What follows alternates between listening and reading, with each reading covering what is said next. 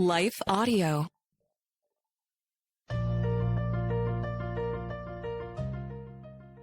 Welcome to But Jesus Drank Wine and other stories that kept us stuck.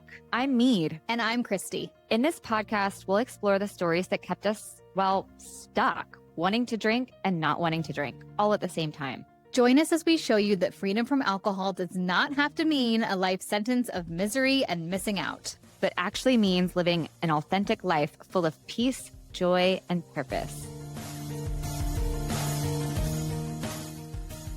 Welcome back to the But Jesus Drank Wine podcast. Have you ever wondered why traditional recovery programs seem to work for some people, but they just don't feel quite right for you?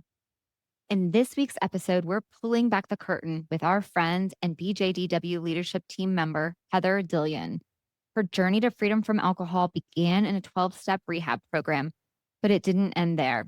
Instead, it led to a deeper, more personal transformation rooted in Jesus. Heather gets real about what worked, what didn't resonate, and how she ultimately found freedom, not just sobriety, through faith, community, and truth. If you've ever felt out of place in traditional recovery spaces or struggled with labels like powerless or alcoholic, this conversation will speak directly to your heart, friend. And we're so excited to share our conversation with Heather. Hey babe, Christy here. Before we jump into today's episode, I want to invite you to something truly, truly special that has changed so many women's lives. Maybe you felt that nudge from God to take a closer look at your relationship with alcohol. Or maybe you've tried to take a break before, but doing it alone felt overwhelming. You do not have to do this alone. The Love Life Sober 40-Day Fast begins January 15th. It's a faith-fueled journey where women are experiencing peace that they didn't know was possible, renewed confidence, and a deeper walk with Jesus. This year, we have 4 coaches and 3 coaching calls every single week. That means more encouragement, more touch points, more real support than ever before. The earlier you sign up, the sooner you'll gain access to the BJDW community, where there are prayer calls, connection calls, and masterclasses already going on, and you get to experience all of that before the fast even starts. Tap the link in the show notes. Your spot is waiting, and we would be so honored to walk alongside you. Okay, now here's today's episode. Hi, friends. Welcome back. Happy Monday. We are just so excited that our friend and team member, Heather Dillion's back in the house with us today. How are you, babe? I'm great. How are you guys? Good. It's good to see your face. We miss you. Bright and early over here at 7 a.m. is the only time you can catch me, apparently, because I have been absent for so much stuff. I miss everyone so much, but work is in a season right now that we're letting us do its thing, and hopefully it's just a season. Yeah. I'm impressed. 7 a.m. on a Monday morning, and you're choosing to hang out with us. Thank you. Well, it's way better than anything. The majority of the things. We might have little kids run in at some point in time, but That's okay. It's fine. We appreciate you so much because I do know how busy you are and how much you give to this community and this group. And so we so appreciate you. If you guys haven't heard Heather's freedom from alcohol story, please go back and listen, and I will link it in the show notes. Episode 128. it's Episode 128. It's such an incredible story. We got so much feedback, and I know you got feedback as well from people that hadn't heard your story before. What was that like? It was wild. It really was wild. I mean, I opened up a lot and was hesitant about it, and then posted on my own socials about it. And it was everything from, oh my gosh, I had no idea, to, hey, I'm going to rehab because of your post, so thank you, which was inside. I just got goosebumps saying that out loud. And if it was from like I won't say too much, but not one of my close friends, someone that I know like through the kids, right? And that was just wild to know that. And that's what I said, like, all right, if I put my story out there, if it helps one person, that's it. And it did. And other friends have reached out saying my husband's struggling, or, it's just really opened up a lot, which has been really cool. And I was scared, like when I put it out there, like, all right, you have to be ready to respond, Heather. Like, you can't leave these people hanging who come out and reach and want to know more. And a lot of it was like, oh my gosh, I had no idea.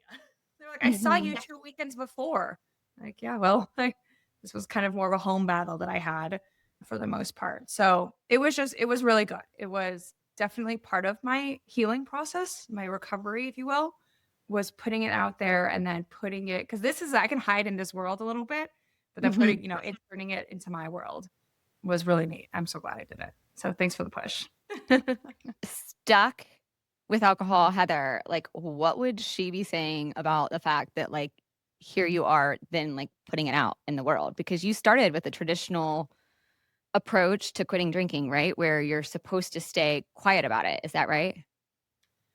Yeah, I wouldn't say anyone told me to by any means. And I remember seeing a meme that said, like, recover loudly so people don't suffer in silence or something of that sort. And I Mm. thought, oh, dang. Well, sorry, I'm not ready to say this out loud. It was really more of a me thing. I wanted to make sure it stuck. I wanted to trust myself and feel confident in who I was. And for a long time it was a battle. It was, I can't drink. I was pissed, so pissed, which I mentioned in the show. With time, because I'm not pissed anymore. I'm happy. I'm good. It's cilantro. Like, it's just not a big Yeah. deal to me. And so now it feels even better to be able to be allowed or be loud about it. I think beginning me would have been like, she does get there. Like, I think I knew I would get there, but when? So Yeah. cool. Yeah. And I just had the total honor of being able to be at your 40th birthday party because I was marooned in LA. And so, first of all, it was just fun hanging out with you, but also just to talk to your mom and your dad and your friends who are just and your colleagues who are all just so proud of you. And It yeah, was babe, so special to have you it was there. Yeah. amazing. It was And it amazing. was really cool to throw a 40th birthday party at my parents' house because they have this fun backyard with a bartender, I had mocktail forward menu, but still cocktails. And honestly, it was good. In fact, there was one person who drank a bit much, and I was like, and that would always have been me, right? Yeah, me And just too. seeing that person and being like, God, and she was there far too late. They were debating going to bars after. I'm like, go home, babe. you know, no judgment at all. Just, oh, that was me. And I'm so glad that I tucked my babies into bed and got up early before the household was up and had coffee and finished cleaning. And yeah, it was good. It was so cool. It was so cool to have you in my world too. And I know my mom saw you and was like, Yeah. I want you. And I know that was like one of the best hugs ever. And to your point, like, and then I woke up at like 7 in the morning. I'm like, hi, I was sleeping at a Yeah. friend's house around the corner. I'm like, hi, I'm awake. Can I come back over? And Exactly. we got That to was have the a best pretty part. debrief. Yeah. Yeah. But anyway, so when I don't remember when we had decided that we should have this chat, but maybe it was then. But I just think that your particular like exodus and journey and all of that is so unique, and I think that you hold so many incredible wisdoms and perspectives from the way that you've done this. And so we've had a few gals on here before where have been able to, I think, open up the curtain. Yeah. No, pull back the curtain Thank on you. Yeah, pull back the curtain, but your mom. but you're you, and so we can really get under the hood. And so we wanted to ask all about your experience with the traditional 12-step recovery program that you did. Yeah. What was missing, what you liked, where you are now, all of the things. And so we're so grateful for your willingness to do that. Yeah, of course. I think it was even before I recorded my pod because you had someone on and I said, "Oh my gosh, this is so good, but she's missing XYZ for me, from my experience." Yeah. And that's where it all started. Just to give a brief recap. So I went to rehab, and rehab really pushes a 12 step, which makes sense because it's accessible, and it's Mhm. they've changed it through the years to put everything to a higher power to make it more inclusive. So it's not just God. And a lot of people say, for me, my high power is God, or they'll say, well, who I call God, or what I call God. Some people even say, mine is Jesus. You're like, yeah, go. Then you find your people. But that's what rehab really pushed. And they say, you need to get a program once you leave here. We're just your starting gate. But rehab also has, it's group therapy for the most part. And you have your one-on-ones. But so it's much more conversational. Do you want me to take you through what a traditional 12-step meeting looks like? Well, that was going to be like my first question is like, what were those first kind of meetings like? And what were they like for you? So I did a couple on Zoom trying to find my spot, and I found that women's only group or my jam, which is funny because I grew up a guy's girl, but I really in this sacred space need women and women only. And then I found a meeting. There's an app that you can find meetings, like Meeting Finder or something. You can find meetings all over the world, which is so cool. It is so accessible. And you can say women's only, book study, which is what I liked, where we'd read a portion of the big book and then you would share after how it impacted you. So that was the woman's study that I did. And you go in, everyone introduce themselves. Hi, my name is Heather. I'm an alcoholic. And you give your date of sobriety, excuse me. And it goes around the whole room, which is pretty wild because in my women's group, we had women there who had been sober for 30 plus years and some who said that day. And it's neat to see that range of people. But then everyone you have to raise your hand and and you can't get to everyone because we only have a certain amount of time. Our meetings were sometimes big. And it was a lot of, I just hit my rock bottoms, which in the beginning was like really good for me, I think.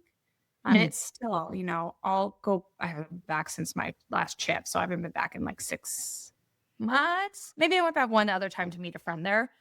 But it's every time you go to these meetings and you hear, I mean, we see it in our group too, women who are struggling, which honestly, as someone who I would say I'm free from alcohol, it's helpful for us to still hear those struggles. And that's something that the 12-step process taught me is that like you hear someone's story and you're like, oh, I didn't get that bad yet, right? You have to add yet. That wasn't my story yet. So there's a lot of really good tools, but it's not, they say the meeting happens after the meeting. Like you're supposed to then go and converse. I'm like, I gotta get home. I have young babies. Like this is my, we have time. Young babies are 8 and 6, but I have other things. And so that hour I needed to really be like my strong, get it all in this hour.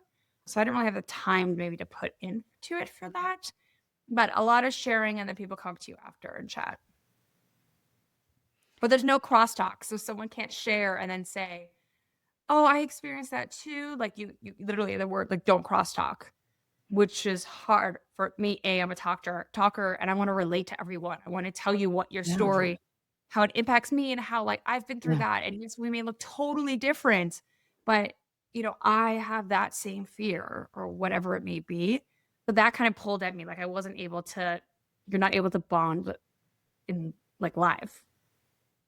So are you, I'm trying to like understand. So like, are you saying who you are every single time and what your story is? Because there could be different people there and your sharing is just around kind of like what brought you here? Or are you maybe sharing about something you learned this week or about something you saw? So you're always like starting with it, this is who I am, or is it just like kind of continuing to tell your particular story each time? Because I did the book study, it was supposed, if you were going to share, right, and you didn't always have to share, you always introduced yourself, always said you were an alcoholic, always gave your date of sobriety. Okay. So that's one thing you did in the beginning. And then we did the reading. And then you said you would raise, and the point was to kind of share what the reading brought. And a lot of times it happened today, this happened this week. But a lot of times, especially for the newcomers, it's a bit more of their story. And even some of the old timies, if you will, sharing a quick snippet of how they got where they are. But usually you try to leave it to like 3 minutes each. So this is not a lot of time. Yeah, I missed that part when you said this was a book study style and versus the other one, maybe but some other ones aren't. Yeah, it's just it's the same thing. It's just without the book. So we read for like 20 minutes out loud, and you popcorn around the room. Gotcha. At least how ours went, and then because I like that, because it got me through. I mean, I read the big book. It got me through it, which I wanted to do. I want to know what's out there, and just understand. Yeah. And the big book was predominantly written by men. There are some women's stories in there that were added later. And these guys, if you research the founders of these places, like they still have their demons, guys. It's actually quite phenomenal. I mean, they focused on alcohol and getting people free from alcohol, and they did that. And it really, it opened up people to my life, and just the people you met. You had people who were on the streets, and you had people who were high excelling people. Others have said they've seen celebrities in their meetings. It's just, it reminds you that this affliction does not care about your class, your waist size, your whatever else, your ethnicity, whatever else it may be. We'll be back right after this. Yeah. So talk to us a little bit about the label of it all. What was it like? Was it hard for you to say, "Hi, my name is Heather. I am an alcoholic"? Was it do you what I really want to know is that how you feel today? That's a really interesting question, Why? especially because wow, you're a pro. Because both my mom's parents died from cirrhosis. So it was in my vocabulary to say my mom's parents were alcoholics. Yeah. And that was, my mom's mom died when my mom was 13, so much before me. And then my mom's dad died when I was 2. So they weren't a part of my life. But it was okay for me to say that. It never felt weird. And then when I started this process, it was like, oh, well, yeah. I mean, I put whiskey in my coffee mug in the morning. Pretty sure that'll give me that title of alcoholic. And then as I went through it more, and there's the disease mentality. You have a disease. And listen, I've been diagnosed with a lot of things. So I can feel that I know I cannot drink alcohol and I do not get along. But the word alcoholic to me now doesn't resonate. It doesn't hit where it doesn't resonate. And so when people ask me, "Oh, you don't drink anymore? Why?" My answer is because it makes me suicidal.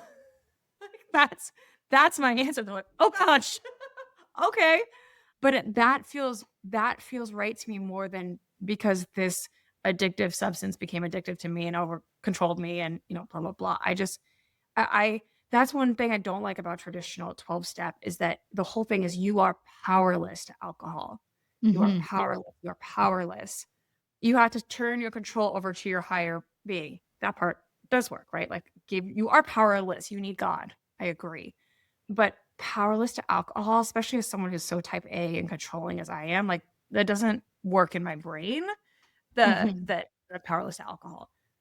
And now I'm like, no, I'm powerful over alcohol. I know it's not for me. So it doesn't control me. So I don't succumb to it anymore. I know we say before, people don't say like, "Oh, you're a cigarette-aholic."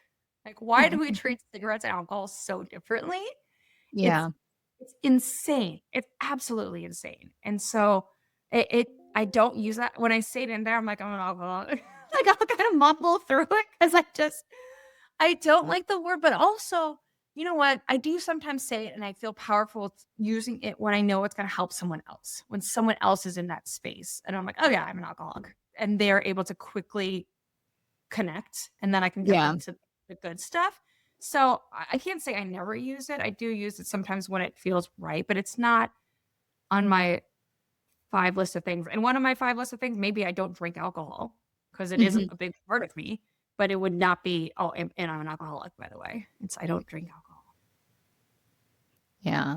And I feel like as women, as sisters of daughters of the King of Christ, I think like too, it's carrying that like sin label around all the time, especially if you're not sinning anymore. Right? Yeah. Yeah. Yeah, which we did a whole episode on too. Yeah. It was, that we don't know the number of off the top of our heads, but it's there because it fits with this nicely and empowers people to be able to choose that versus stepping into something and then being like, okay, if this is where I'm supposed to get the help or the freedom, but I have to like conform to this thing that doesn't quite resonate with me, then just creates a harder path. I think the name of that episode that you mentioned, Mead, is God Doesn't Call You an Alcoholic. He calls you his beloved daughter, which is like one of our all-time listened to episodes. So I'll link that one as well. Tell us then, Heather, so for that person that's going back, and they've been going for 30 years. are those kind of like old timer people? Do you, and this probably, you can't probably speak for every single person that's still going to a meeting, but like, is it your perception that there is like a freedom there? Or is it some really do have freedom? Or is it that they feel like if they don't go to these traditional meetings, that the wheels are going to come off? All of the above. You definitely Yeah. had, and I mean, there really are different people there, which is great because you can find your person. You can find a starting block for you, if just to get there. And honestly, like the one day at a time, things like that it teaches really were helpful for me in the beginning. Like all I have to do is not drink today. Don't worry about my daughter's wedding, my daughter who's 8 now, and what you're gonna do on that day. Where now I'm like, oh, I'm gonna have this amazing alcohol-free champagne. It'll be great. Like, but that was not, I could not conceptualize that a year and a half ago. And so just focusing on the one day at a time. But I did see people there who are like, they have this thing like, you have to do 90 meetings in 90 days. And I was like, so I'm not gonna do that. Yeah. Okay. I'm here with this. I'm not going to. Like, your sobriety is your number one priority right now. And yes, it is.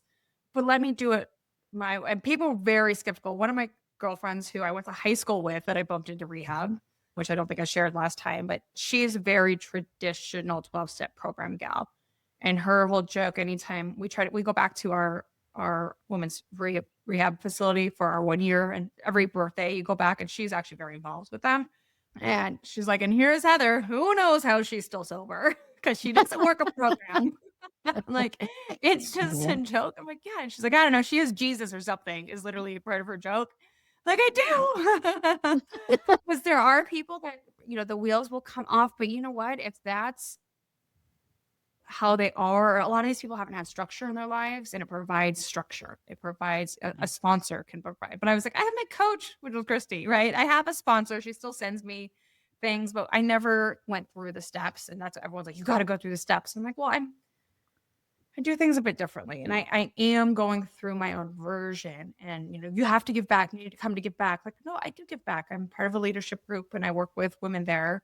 So there are people who are very focused on this is how you have to do it. There are other people that like their friends are there. And so they go and have a good time. A lot of the have to go still are still really focused on being sober. And Mhm. we've talked about emotional sobriety and Mhm. the difference between emotional sobriety and actual, a substance sobriety. And a lot of people miss the second one. Mhm. And you can still hear it when people are blaming everyone else, which is part of the steps. Like you have to take accountability. Until you can take accountability, you're going to have a tough time going through life, period. Like I'm teaching my kids this, right? And so it really sometimes lacks that emotional sobriety aspect. And I think it's because you can't get on the personal grounds that you can in a group therapy aspect, which I feel like we get more of in our community. Mhm. Because we allow rambling and people to jump in and share and me too, and we have our high fives, our likes, or whatever it might be. So that's there are definitely some people there that are like, I have to do this. I go to 3 meetings a week. I've gone to 3 meetings a week for 30 years. That was the thing that was so challenging to me when I first was stuck and considering what do I do about this. It was I knew that something was this alcohol was taking up too much space in my life, Yeah. my thinking and all of that. But then to go and for the option to only be something that then like shifting my focus from alcohol to not drinking alcohol and going to meetings and then having to go to meetings that are not in my area because you don't, because there was so much shame involved with it. Like like Right. you're supposed, it's supposed to be anonymous and so then you have to, then you have to drive further. And then I'm like, how does that get me time back with my family? It like, Well, and and the here whole meeting is about alcohol. It's all about trying alcohol. not to drink alcohol, right? Yeah.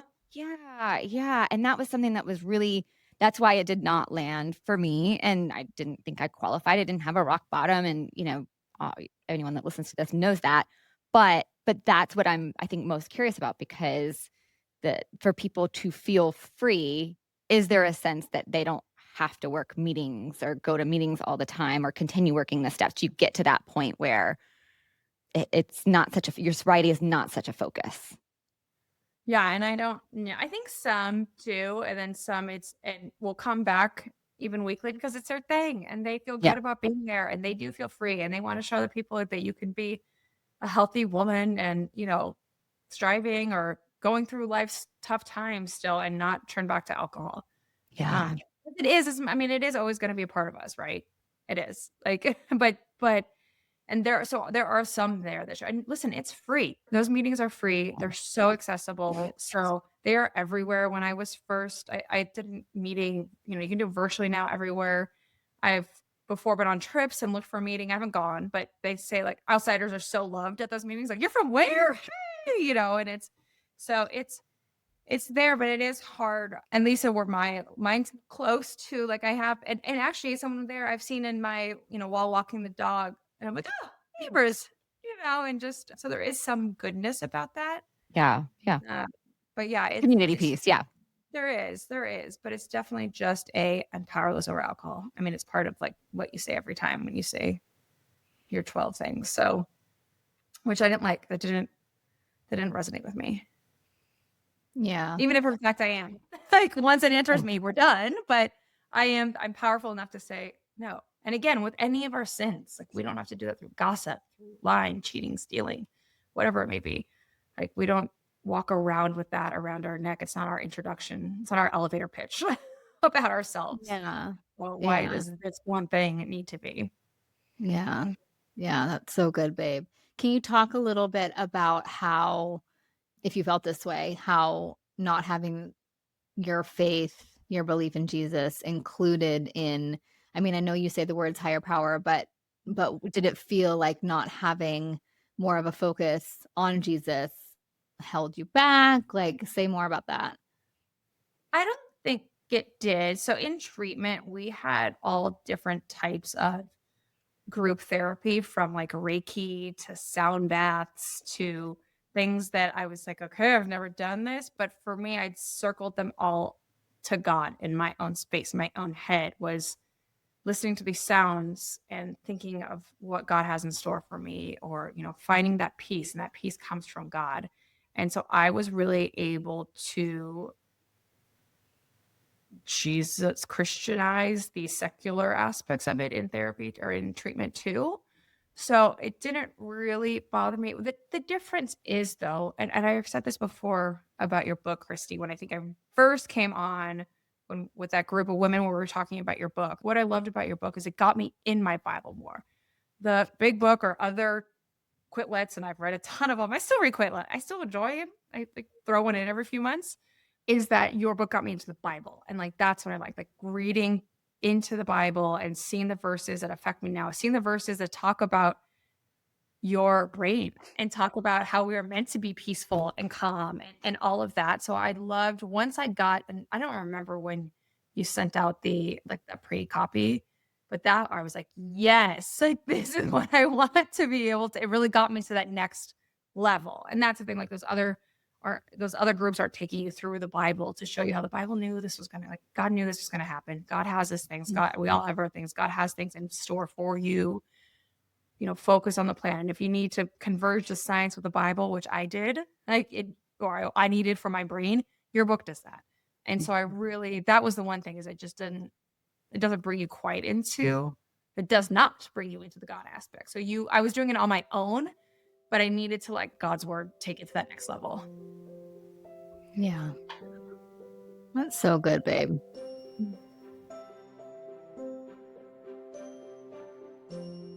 Imagine stepping into a vibrant, warm community where faith, friendship, and freedom from alcohol all come together.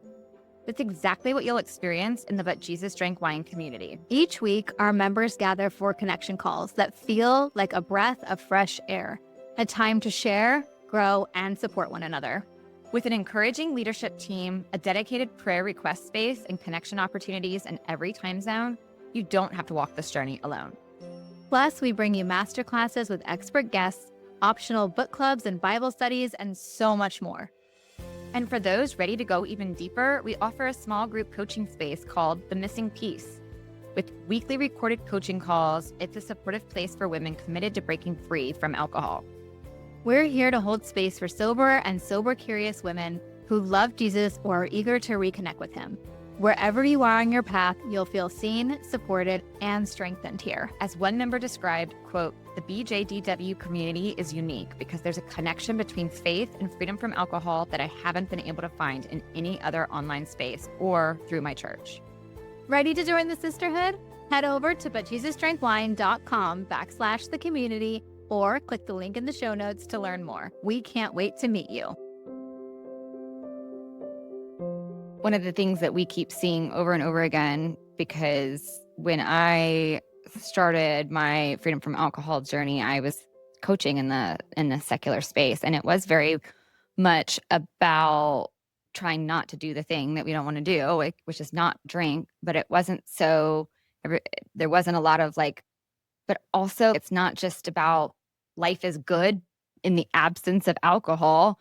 Life is good in what we are actually consuming, what we are actually feeding, when it is Jesus, when it is the Bible, and when we're being nourished by that. That's why it was so hard to stay in that kind of secular sobriety space coaching over there, because it's like, if we're not bringing what we are to be focused on, and the word is our weapon against anything. It will nourish us, indefinitely. It's the only thing that will sustain us. Then we're missing that piece. And I wonder if that is where it gets hard to not feel like, if anybody goes the traditional route, where you're missing that piece, pun intended, PEACE, because of what only Jesus can do, whether it's alcohol or anything else. I mean, really. Yeah. But it's also, because you said there, like, in the good times, the bad times. Like, we have seen, people in our community, our friends, go through some horrific losses. Christy and I had our friend who, her daughter lost her best friend in the flood. And just to go through that without Jesus, like, Yeah. and if you it just to know that when those, I've come not even close to comparison, but like just had the roughest couple months work-wise, right? And there were times I came home and was like, oh, I need a drink. Whoa, what is that? I'm like, no, I don't. I need to cocoon in my bed and have no one talk to me for 30 minutes. Like, literally. And I'm just like, I can't. Give me like a recharge, plug me in, and let me come back. And I know that that's like a Jesus thing. It's Jesus saying, recharge, be with me. It's, oh, I need a morning in my Bible. Like, I'm going to skip my workout or get up early or whatever it might be to have my morning. Like, I need to connect with God, and not having that is not a recipe for disaster, because a lot of people do it, but man, it makes it easier when you have God. Like, it's so much easier with God. I don't think people quite get that. What I really want the gals listening to take from this is that there is more than one way, and that is what has been so beautiful to watch about your journey, right? Do you think that people that are in traditional recovery, and again, I know you can't speak for everyone, and I know everybody's different, and I totally get that. But do you think there is a resistance? Because I just have experienced a little bit of resistance anytime we say, and actually even trying to get the book published, there was resistance from some big publishing houses who said, no, you can't actually say that there's other resources, even if it's the Bible. Hello. Other than traditional 12 steps. Do you feel like there was resistance when you decided to not go as often, or Well, you think I'm my friend who's like, we don't know how she's sober. right? Yeah. Like, Yeah. there definitely is, because hey, it is tried and true. And I still, like, I keep my year coin on me. I have my coin. I'm looking for my purse. It's not here. I have my coin out from when I left rehab. They do this thing where they give you a coin. Everyone like blesses the coin, if you will, or says something lovely about you. And I've held that in my hand. I have it in my wallet. I've held that in my hand in like stressful times. There is, and it has a serenity prayer on it. There is some resistance for sure, because people there want you to stay sober. They do. Yeah. And they're like, it worked for me, so it must work for you. Yeah. My sponsor, so they strongly encouraged in rehab that I get a sponsor. And so this woman, I was like, hey, I'm looking for like a temporary sponsor. She's like, yeah, sure. And took me in. And she has never once said to me, like, let's do those steps. Like she's always just like, you're doing great, and I share with her that I have this stuff, whether or not she shares that on, not totally sure, but there's definitely some resistance, but I don't think that it's with a poor heart. I think it's that it's unknown. They don't know you. They don't know, but Jesus drank wine, right? A lot of them don't know Jesus. So it's just, and that's what I think is so special about this, having us out here who did get sober and then find freedom, because they're two different things in my book, right? From this substance through maybe partially traditional, non-traditional. But yeah, there definitely is. Every time I go, I bring a book and someone asks for it. So they don't yell at me. I wouldn't care. I think I've gotten to a place, maybe it's just my persona of don't mess with me face that happens, but people don't normally tell me not to do things. So I just do them. And if they don't, I would only want to go again. So Funny. Funny. Or they just tell them like when I'm not in the space, like don't take our books. So I'm curious, what's the biggest, like, contrasting to what, like, the BJDW community, what is, which is a form of coming together in community and talking about where we feel stuck and talking about what our journey is looking like and and being known by each other and that vulnerability that comes along with that and that connection, aside from the Jesus piece as being the biggest piece and getting, the intentional focus that we have on, like, get into the word. Yeah. It's not just about what you're removing. What else would you say is different about this non-traditional approach to sobriety? The community, just the app and the accessibility to people. I mean, they hand out phone numbers and you could get a list of phone numbers, but you're really only going to get the list of people that you're comfortable going and asking for their phone number, right? With our community, you can put a post and everyone sees it in our community, in our very safe community, right? But you can have there was one a couple days ago where someone was saying, listen, I'm struggling. I'm at like 50-50 with trying to not drink. And someone else was like, me too. And then other of us who are free from it are able to say, you got this. It's just this live response time of people. And then we have our weekly meetings where I already know what you're going through. And we also have a way to like catch people's story. You can catch them on recordings. You're able to not miss things if you're not there. Just the community itself is really special. And there's something about the like-minded women, and like-minded being that we believe in Jesus. We live very different lives, which is really cool. But we know that alcohol isn't serving us. And that's kind of what it is. It's the alcohol is not serving me. What next? How do I get to what's next? Where in the other world, it's I'm an alcoholic. I have a disease. Cure me of this disease. It's just a bit. That's I think the community really like helps bring you through it all. That's good. Yeah.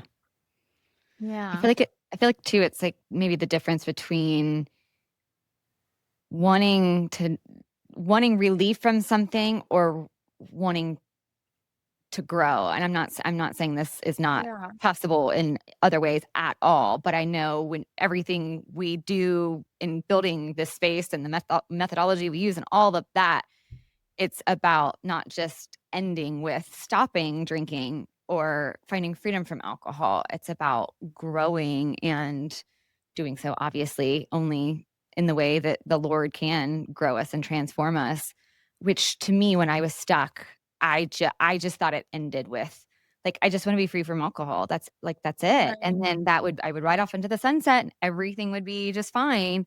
I just had no idea how much better it would get as the Lord now was able to reveal this to me and point me towards healing that needed to be done over here and looking at this tendency and looking at that habit. And the more that comes from that has been the biggest surprise to me. And so I'm curious. Sure. Yeah. For you. That's what doesn't really exist in that traditional recovery world, because at least my experience have been 50% of the people there are still stuck in that drinking cycle.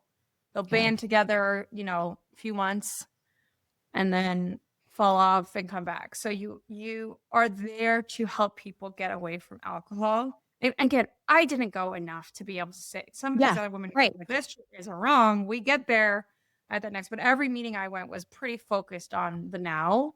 And you had your like elders there to show you it does get better, like promise. But it's really there. And then through this group, I mean, we have so many women who have done the 40-day fast and have stuck with the group, either because they're still battling with alcohol or because they're free and they're like, all right, what's next? What are we doing next? And that's what's really cool. And that, I mean, I do try to bring that into the group though. With in the beginning, like, go for it. If you're just counting days, like I counted days. I had a top of my journal, literally DS, which said days sober and the number. And I counted for the first, I stopped somewhere maybe in the 90s, maybe in the hundreds, because that did mean something to me. I still have an app that tells me how many days sober I've been. And in the beginning, that was it. Like I just had to do that. And now as you grow and even in treatment, I was in treatment for about 3 months, outpatient, but finding that like, oh my gosh, I enjoy music now. I'm that mom on a soccer field that has like all the kids on top of me. Again, and I love it. And I think I would. And sometimes I'm like, all right, kids, I'm overstimulated, get away. But I lived in such a place of overstimulation when I was drinking. I was constantly like and that's like I'm drinking to calm my nervous system, which is freaking out from alcohol, right? And so because I'm able to be this person more and which is a lot with you women. And there's been times when I've texted the group and said, oh, I need prayers. Like and we've all done it, right? This is a day. And or even like, hey, this new album came out. What do you think about it? Just having conversation with women who don't drink and love Jesus. Like it brings so much to your life that you may not be getting from your traditional group or from church. Like it's this special little, well, right now I'm in California, Mead's in Georgia, Christy's in London. Like we're all over. And that's so amazing that we are good friends and have been brought together because of these things. Yeah. And there's so many, as you said, there's like so many, and learning more and more about like the side connections, the side chats people are having, the in-person meetups, people driving for hours to meet each other that are in the community. It's just so cool. Only God. Yeah. Could have woven it all together for all of us. Yeah. It's so interesting that we're recording this episode today because, as you gals know, because I've text bombed it to you, I'm reading this book called Steps by John Ortberg. And I was yeah, you have to read it.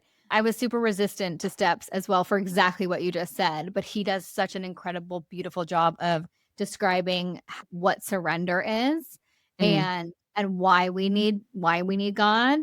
And there's this one line I'm going to read because I circled it and I put it on our leadership chat, but he is talking in this sentence about a traditional recovery, but this is what we are actually doing in BJDW. He calls it the fellowship of the withered hand because of the guy that got his hand healed by Jesus, and he had to basically go in front of everyone and admit this thing about being disabled, which in that culture was really, really stigmatized. Anyways, so he's talking basically about this fellowship of the withered hand, and what we're doing is a paradoxical place where the confessions you think would kill you instead bring you to life, where the spiritual commitments you think will bind you instead bring freedom, and where the story of your helplessness brings you a new power to help others.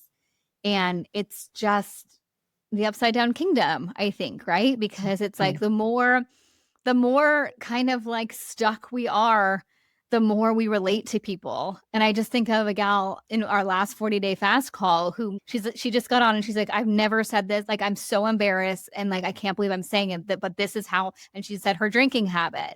And like, I was like, oh, babe.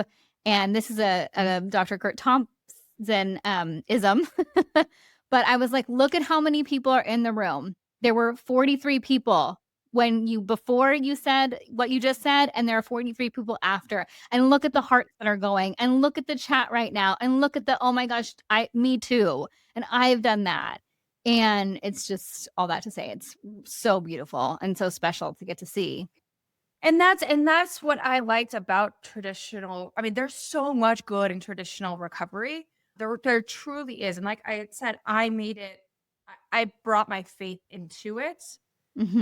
And made the conscious effort of every time something was discussed or we meditated or whatever we did, it was I connected with Jesus in it, which Yeah. is so great. And that's why I'm able to do that more secular things. But man, when I don't have to do it on my own, when I think I have a book here somewhere, it's back there on our candle. But when you have a book that give women the women in our group with Bible verses, like, I am not worthy. Holy moly. These women will just hand out these Bible verses left and right. And you're like, yes, thank you. And like to have that I'm not having to be like, okay, they say high powered, I find Jesus. Like, I'm not having to Yeah. search for him. He's being like thrown at me in the best of ways. It really just gaps this world or bridges a world that's so phenomenal. Yeah, because I really want to read that. I do like, and it's so good for so many people, but to have that aspect of Jesus when that's the end goal is finding yourself closer to Jesus so Yeah. that you can, tell people and just lead. It's just leading by example to share my story. And I share different bits of it. Sometimes I say, oh yeah, I don't drink alcohol. And that's the end of it. They're like, oh, never? Like, no, not anymore. Okay. And then other people are like, oh yeah, I went to rehab. He was like, oh my gosh, really? And he said to his wife, did you know she went to rehab? She's like, yeah.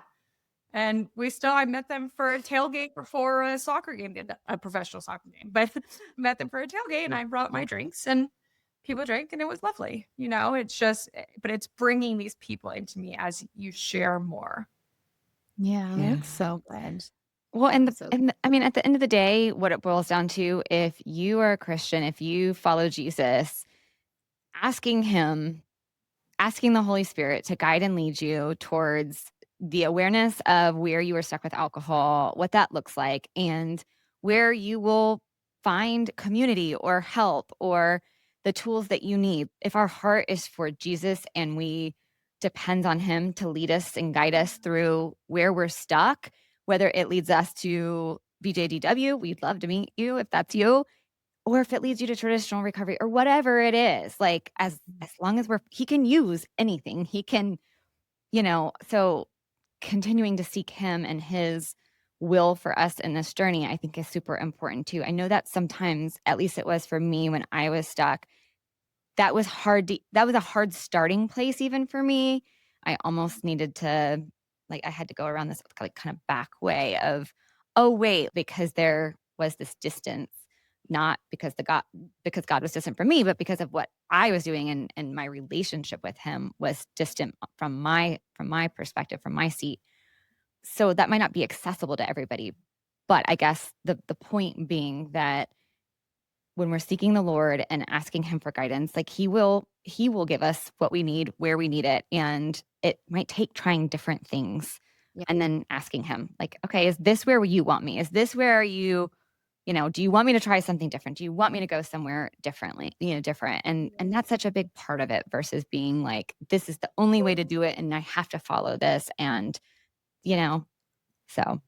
And well, it's also take account of things where I notice when Jesus is not present in things, right? Whether it be people's discussions during traditional 12-step meetings or goodness, even some of my friends or even some, there are so many times where I'm like, babe, you need Jesus. That is what's missing here. It's not that your husband did this or that you got laid off, or yes, those things are still going to happen, but my gosh, they are better with this. And that's something I see too. And he's like, oh, babe, you need Jesus. Like you need that other thing. It's not you. Like it's not the world's going to suck. Things are going to happen. We live in a heavy, heavy world right now. And if you stay stuck in it and you don't think like, all right, God, I have questions for you. I don't get it, but we're going to have those questions someday, and I get to have those questions someday. My number one being, why mosquitoes? God, why? That's one of my biggest question for God is, and then number two is like, why do you take people young? But why mosquitoes or why do you take people young? But having that knowledge in me that I get to ask that question someday, and that there are, as a control freak as myself, to know like there's something else here, and to just have these women in the group that help realign me and bring me back. I'm like picking up my phone and opening the Circle app, right? And I'm not in as much as I would like to, but getting and reading these women's stories and being able to respond and share pictures and just share this totally vulnerable part of our lives is so neat. So yeah, the traditional recovery is a phenomenal first step for me, which is funny. Phenomenal first step in my greater steps towards freedom. But it wasn't the end all game for me. And I knew pretty quickly, which is why I started. And actually Christy and I first started coaching with Christy in her secular space. I could not do your all's job. I'd be like, thank Jesus. Terrible. I really hope that video is your opening for me. That's going to be the social media clip right there. Yeah. It will hurt you both. But it really, like, it is so special. So when you do those things, though, you have to be strong enough in your faith too, though, because sometimes they'll lead you to crystals and bizarre things that, like, and when I went into a crystal shop with we did like a field trip there, and I was like, whoa, I wonder if God made this one. That's kind of where we went and found, like, ooh, this incense, this is in the Bible. I forgot when I grabbed, but something that burned that I remember was something that was discussed in the Bible. And so I was it frankincense? Because mead has a whole shelf of it. It may have been frankincense. My kids hated it. Whatever it was, they made me snuff it out. My kids hate it. Yeah. Okay. Too bad. So sorry about your luck. It's from the Lord. I love it. I love it. But yeah, so if you can do that and be strong enough, but be careful, because I don't know who said it, like, the devil will sneak in funky ways. Yeah. So you gotta be careful and make sure what you're actually idolizing or turning to in terms of struggle. Yeah. Yeah. And I think, like, the message that keeps coming up for me too is, like, what I would want people to take from this conversation, and y'all can chime in with what you think, but no matter what it is that helps you get to where you want to be with your freedom from alcohol goals, ultimately freedom is only found in and through Jesus. Like, even as good as BJDW is and the community we've built that has been God breathed and built just little by little over time as he's guided us, our methodology as being a different methodology that does, seem to be more freeing feeling the way that we do it. Ultimately, the freedom only comes in and through Jesus. And so, where do we get our salvation from? Yeah, I just want to highlight that as, not putting too much stock too in this methodology. Yeah. Ultimately, it's the same with the church, right? The church is made of humans, and we are going to fail no matter what. And that's a conversation for another time. But I have a really hard time with churches because of things that have happened in my family, and just but my faith is stronger than ever, even though I don't have a church I go to right now. We go for holidays, like the big ones, right? But I don't have a church that I trust, that I call home right now, or that resonates with me too. Yeah. The church is created of man and women, and we are all imperfect. And just like our group, we are going to make sense. You two ladies are going to make a decision that is not right. Yeah. And we'll fix it. And because we'll lay it into God, and it'll be a misstep because we're human. Yeah. Yeah. So you have a tiny Tina for us, babe? A tiny Tina. Why? I should have expected this, shouldn't I have? Keep exploring. If something doesn't feel right in your... Could that also be said to stay curious? Is that what you say all the time? Yeah. No, because you can't just say, if your curiosity to me is like, exploring is doing the work. Like, we are boots on the ground trying different things. You have to go to the meeting. To reach out to me or Christy. Like, you have to actually take action. And if it doesn't feel right, give it, our old pastor used to say, like, give the church 7 times. Give it 7 times to see if it's right for you, because there's different things that happen each time. So, give yourself a chance in each thing, and be curious about if it, works for you. And if not, take action. Try something else. Yeah. So good. Thank you, my friend. So good. Thanks, Heather. You're the best. We love you. Love you. Yeah. Bye. Bye. Bye. Before we go, if you're craving real connection and want to talk more about what we've shared today, come join us in the BJDW community. It's where these conversations continue, and we'd love to welcome you in. You can find all of our podcast episodes at butjesusdrankwine.com. And don't forget to follow us on Instagram at butjesusdrankwine. Take a screenshot of this episode and share it with a friend or two. Be sure to subscribe so you never miss an episode. And if you love what we're doing, we'd be so grateful if you left a review on Apple Podcasts or Spotify. Your reviews help more women who feel stuck and alone in the overdrinking cycle find the hope and encouragement they've been praying for. Finally, we'd love to shout out the incredible team at Life Audio for their partnership with us at the But Jesus Drank Wine podcast. We invite you, dear listener, to visit lifeaudio.com, where you will find dozens of other faith-centered podcasts in the Life Audio network. Shows about prayer, Bible study, Christian parenting, and more. Thanks, friend. We appreciate you so much, and we'll see you next week.